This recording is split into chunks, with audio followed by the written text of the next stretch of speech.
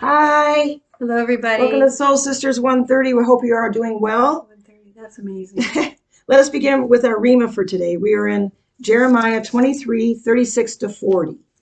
But the burden of the Lord you shall mention no more, for the burden in every man's own word, and you pervert the words of the living God, the Lord of hosts, our God.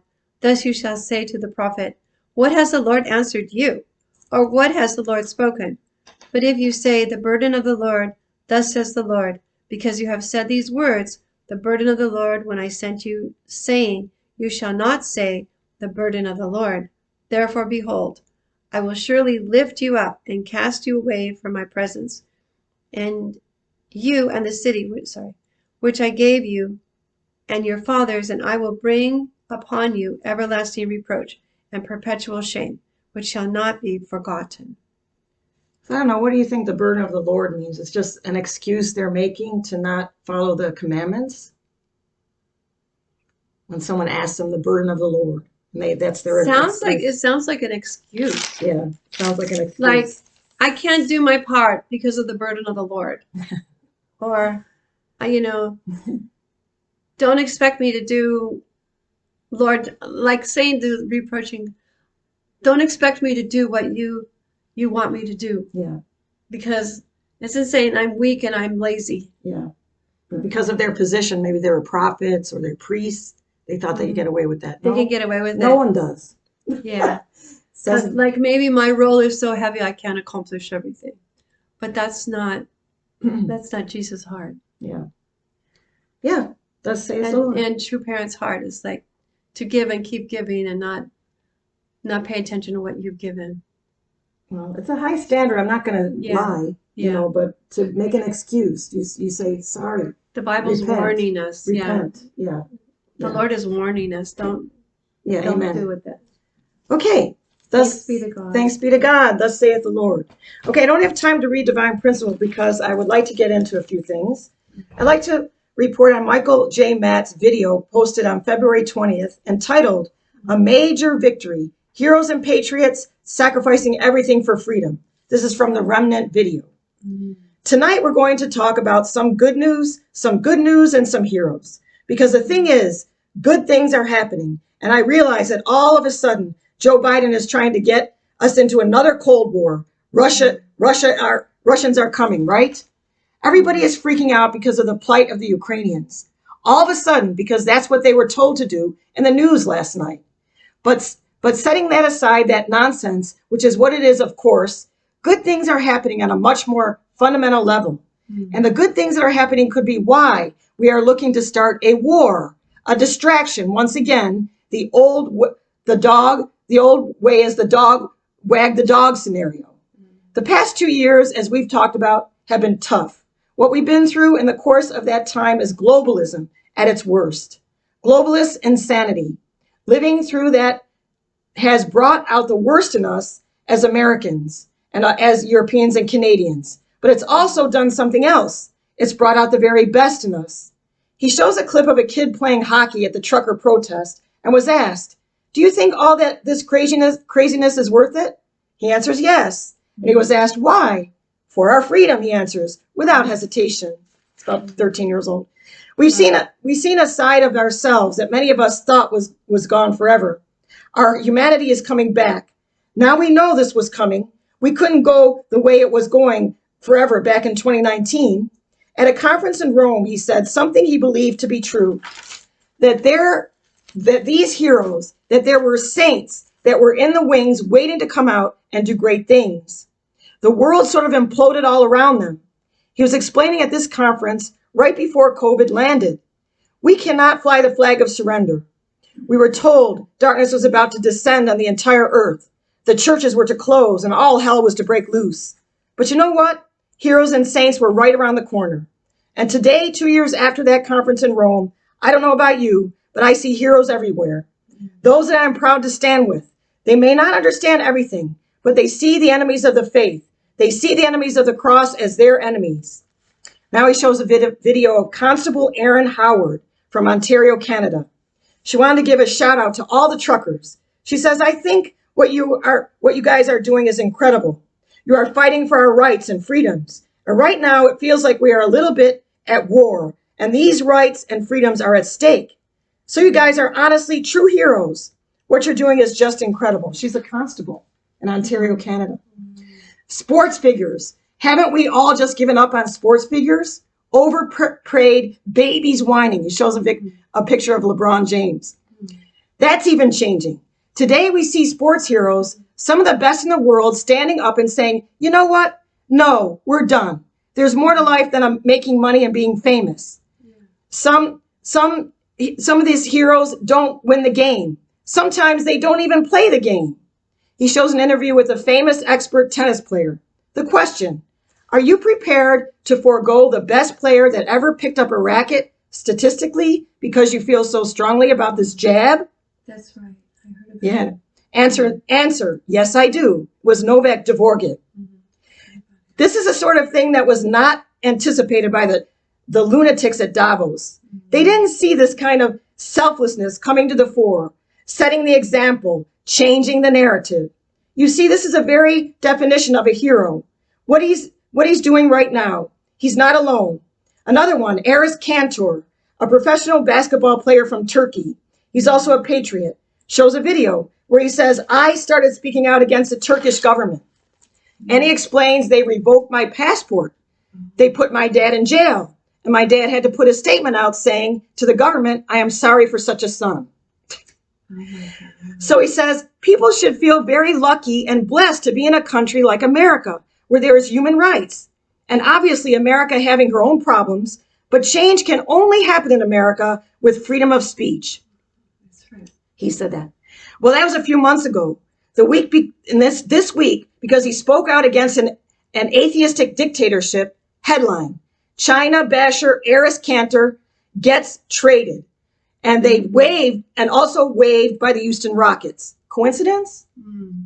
He was waved and traded. Now it looks like he's done. Or should I say the NBA is done with him. What is that? Other than the action of a hero. And you've got these truckers up in Canada. We're all talking about them. Standing for something higher and paying a price. A serious price right now. Here's one of them. Her name is Tamara Lich. Shows a video of her as an organizer. Well, today she's sitting in a jail. These people are actually doing it. She knew the risk. Shows her video the night before she was arrested. She is tearful, explaining her trip to jail. She emphasizes that she's not afraid. That is the face. Those are the tears of a selfless hero who is literally giving up everything for her children, for her country, her beliefs. And that's going to have a ripple effect for a long time. Though that is why these demons up in Canada right now, around the world, on social media, that is why they hate her. This is why they're screaming at her. They're a bunch of Nazis. That's all they got. Completely unimaginative. Doing everything they can to tear down a heroic woman like that, who is standing there like Joan of Arc. For her country, and half the people up there don't even deserve to be saved. She knows it. But she is doing it anyway. She is suffering and sacrificing anyway.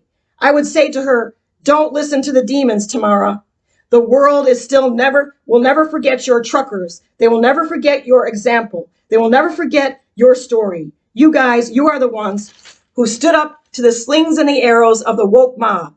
That's all they are, the mob. The same old revolutionary mob that likes to spill blood century after century after century. They're at it again.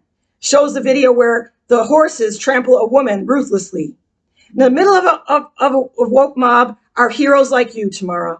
Even when prime ministers and presidents and popes ordered you to stand down for the sake of truth, love, country, or family, you said no. And God bless every one of your truckers. It shows several truckers saying, I'm not moving. They will be making movies about these truckers, these blue-collar workers. They do as their heroes. Our grandchildren will be telling the stories of the Canadian truckers who stood against the entire New World Order and won their freedom. That's right. Okay, that was one. I got one that I saved for last because I found it so inspiring and very interesting. Okay, I'd like to share a very interesting vision, which was received by George Washington. But after you hear it, you may think it definitely pertains to our troubled times. It was aired by We the People News on Rumble. Okay. In 1880, the National Tribune published an article giving an account of the vision of Washington at Valley Forge. This account was told by a gentleman named Anthony Sherman, a veteran of the Continental Army and a man who supposedly heard these words firsthand from General George Washington. While the authenticity of this account is debated, it's an overall message of hope, faith, and unity, sorely needed in our days. This is George Washington. This afternoon, as I was sitting at this table, something in the apartment seemed to disturb me. Looking up, I beheld standing opposite me a singularly beautiful being. Presently, I heard a voice saying, "Son of the Republic, look and learn." Then my eyes beheld a fearful scene. From several continents arose thick black clouds that were soon joined into one. And throughout this mass, there gleamed a dark red light, of which I saw hordes of armed men. These men, moving with the cloud, marched by land and sailed by sea to America.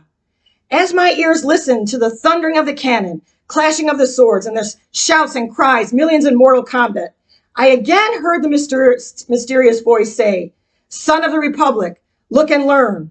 Instantly, a light as of 1,000 suns shone down from above me and pierced and broke into fragments the dark cloud which had enveloped America. An angel upon whose head shone the word Union, and who bore our national flag on one hand and a sword in the other, descended from the heavens, attended by legions of white spirits. These immediately joined the inhabitants of America, who I perceived were well nigh overcome, but who immediately taking courage again closed up their ranks, their broken ranks, and renewed the battle. Instantly the dark cloud rolled back, together with the armies it had brought, leaving the inhabitants in the land victorious, while the bright angel cried with a loud voice, "While the stars remain and the heavens send down dew upon the earth, so long shall the Union last." The scene instantly began to fade and dissolve, and I find myself once more gazing upon the mysterious visitor, who in the same voice I heard before said, "Son of the Republic, what you have seen is thus interpreted. Many will come upon the Republic with the whole world united, shall not prevail against her. Let every child of the Republic learn to live for his God, his land, and Union." With these words, the vision vanished, wherein had shown me the birth, the progress, and the destiny of the United States of America. I mean, if Not a slight thing. I want to believe that's true and authentic. It was published in 1880, and I didn't hear it before this. Have you ever heard of that? No, but there's other testimonies about Washington, like, even from the French and Indian War. The native people said there's something really special about him because all the bullets and everything he Went by him. Yeah. I So think it kind of goes along with that. Trump is our new George Washington. That's what I think. Mm-hmm. So anyway, let's see what happens here. This gave me great hope. Of course, we have to fight, and that's when the angels fight alongside. But as I said from the remnant video, that people are standing up now. Mm-hmm. And I think there's a tide turning. Yes, definitely. And that's what God needs. So all we have to do is not be intimidated by them. They're trying everything. Now, as he said in the video, they're making this distraction with Ukraine. Wag the dog. So all I can say is that please dig deeper. Do not just accept stuff from the media is telling you. Dig deeper yourself. Yeah. A lot of people are just believing in the media story.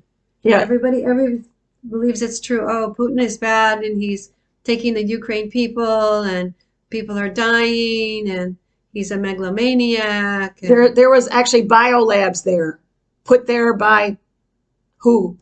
And that's what he's getting at. He is bombing those, That's very interesting. Yeah. So we don't know the real truth. So all I can say, you can even pray about it. Don't take our word for it. Right. And do your own research. Yeah. Amen. I hope you're inspired by that Washington vision. I know I am. Take care. See you next week. Hold the line.